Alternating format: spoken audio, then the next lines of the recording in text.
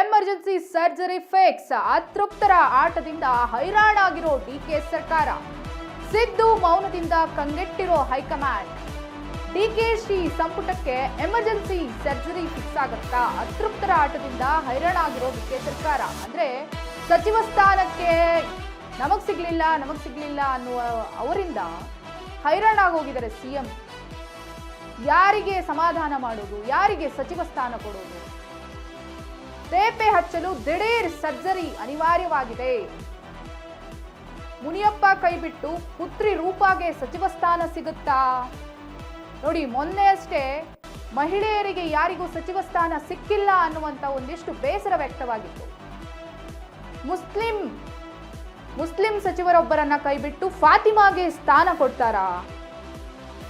ಅಂದ್ರೆ ಅಲ್ಪಸಂಖ್ಯಾತರ ಪಟ್ಟಿಯಲ್ಲಿ ಮುಸ್ಲಿಂ ಪಂಗಡದಲ್ಲಿ ಯಾರೂ ಕೂಡ ಮಹಿಳೆಯರು ಸಚಿವ ಸ್ಥಾನವನ್ನ ತಗೊಂಡಿರ್ಲಿಲ್ಲ ಇದುವರೆಗೂ.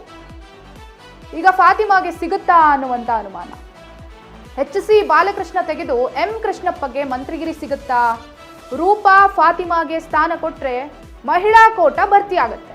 ಏನು ಮಹಿಳೆಯರಿಗೆ ಸಚಿವ ಸ್ಥಾನ ಸಿಕ್ಕಿಲ್ಲ ಅಂತ ಹೇಳಿ ಬೇಸರ ಇತ್ತು, ಅದಕ್ಕೊಂದು ನಿಟ್ಟಿರಿಸಿರು ಬಿಟ್ಟ ಹಾಗೆ ಆಗತ್ತೆ.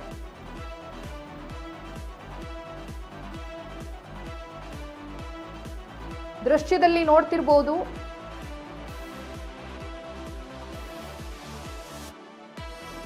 ಸಿದ್ದು ಮೌನದಿಂದ ಕಂಗೆಟ್ಟಿದೆ ಹೈಕಮಾಂಡ್.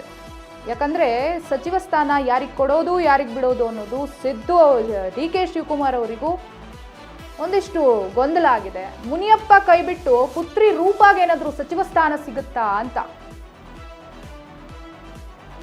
ಪುತ್ರಿ ರೂಪಾ ಅವರಿಗೆ ಏನಾದ್ರೂ ಸಚಿವ ಸ್ಥಾನ ಸಿಕ್ಕಿದ್ರೆ ಮಹಿಳೆಯರಿಗೆ ಸಿಕ್ಕಿಲ್ಲ ಅನ್ನುವಂಥದ್ದು ಒಂದಿತ್ತು. ಆ ಗೊಂದಲಕ್ಕೆ ತೆರೆ ಬೀಳುತ್ತೆ.